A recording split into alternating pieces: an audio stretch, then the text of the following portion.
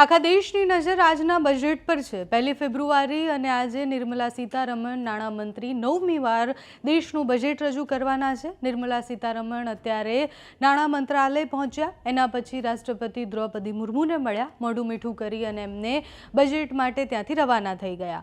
11 વાગે આ બજેટ રજૂ થવાનું છે। દર વર્ષે જ્યારે બજેટ રજૂ થાય ત્યારે એવા અનુમાન લગાવવામાં આવે છે કે કઈ કઈ વસ્તુઓની જાહેરાત થઈ શકે છે, શેમાં વધારો થઈ શકે છે, શેમાં ઘટાડો થઈ શકે છે।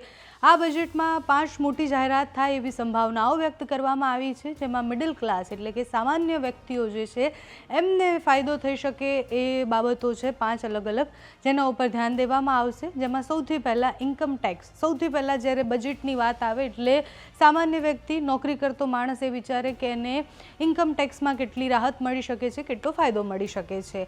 આ વખતે ફરીથી ઇન્કમ ટેક્સ સ્લેબ જે છે એમાં બદલાવ લાવી શકે એવી સંભાવના છે। નવી ટેક્સ રિઝીમમાં અત્યારે 75,000 રૂપિયાથી વધારી અને 1 લાખ થઈ શકે એવી સંભાવના છે, એટલે સેલરીથી 13 લાખ સુધીની ઇન્કમ ટેક્સ ફ્રી થઈ શકે અને ઇન્કમ ટેક્સ સ્લેબમાં અમુક ફેરફાર વધારાના આવી શકે એવું અત્યારે દેખાઈ રહ્યું છે, એટલે એવી સંભાવનાઓ વ્યક્ત કરવામાં આવી છે।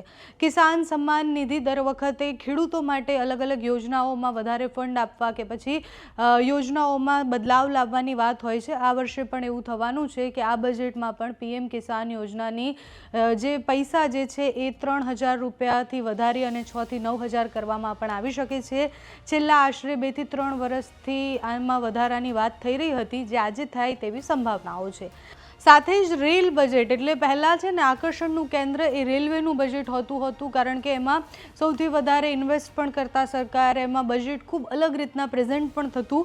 એ રેલવેમાં પણ ઇન્ફ્રાસ્ટ્રક્ચરમાં ફેરફાર માટે બહુ જ બધો ફંડ એમાં આપવામાં આવે, બજેટ અડધું એમાં ફાળવવામાં આવે એવી સંભાવનાઓ છે। એટલે જે રેલ બજેટ છે એમાં 300થી વધુ નવી ટ્રેનો બનાવવાથી લઈને ભારત અમૃત ભારત, વંદે ભારત જેવી ટ્રેનો જે છે એ ટ્રેનોમાં વધારો થઈ શકે છે, એટલે મોટો ફંડ એમાં આપી શકે તેવી સંભાવના પણ છે।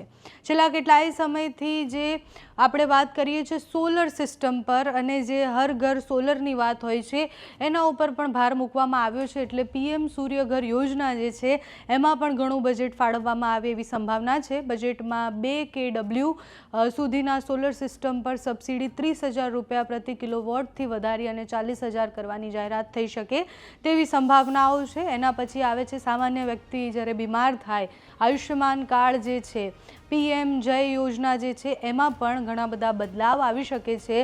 અત્યારે 70 વર્ષની ઉંમરના વડીલોને આ યોજનાનો ફાયદો મળી રહ્યો હતો, જેને ઘટાડી અને 60 વર્ષ કરવામાં આવી શકે તેવી સંભાવના પણ છે। એમાં ઘણો બધો ફંડ આપી શકે, એમાં ઘણું બધું બજેટ જાય એવું અત્યારે લાગી રહ્યું છે। સોના ચાંદીનો ભાવ જે સતત વધી રહ્યો છે એમાં પણ આજે મોટો કડાકો થાય અને સોના ચાંદીના ભાવ જે છે એ ઘટી જાય એવી સંભાવનાઓ દેખાઈ રહી છે।